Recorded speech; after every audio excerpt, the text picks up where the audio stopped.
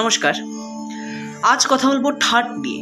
ঠাট, এই ঠাট শব্দটির অর্থ কি?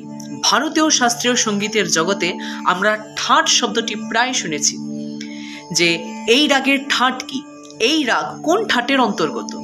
ঠাট হলো একটি বিশেষ শ্রেণীর স্বর সমগ্র। উদাহরণ দিয়ে বুঝাই। ধরে নিন প্রচুর মানুষ রয়েছে, কিন্তু প্রত্যেকটি মানুষ একটি ফ্যামিলি বিলং করে।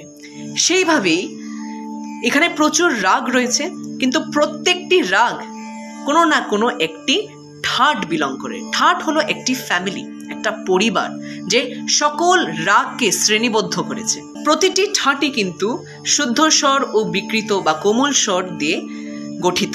ঠাট কিন্তু গাওয়া যায় না। ঠাটে শুধু আরোহ হয়, অবরোহণ হয় না। আরোহ মানে অ্যাসেন্ডিং অর্ডার, সা রে গা মা পা ধা নি। এবং প্রতিটি ঠাটেই শুদ্ধ ও কোমল স্বর পাশাপাশি ব্যবহার করা হয়। ঠাট রয়েছে 10টি: খামাজ, আশাবরী, কল্যাণ, পূর্বী, তোড়ি, মারওয়া, বিলাওয়াল, কাফি, ভৈরব আর ভৈরবী। এই 10টি ঠাট রয়েছে এবং এই 10টি ঠাটের এক্সপ্লেনেশন আসছে নেক্সট ভিডিওতে। Please stay tune.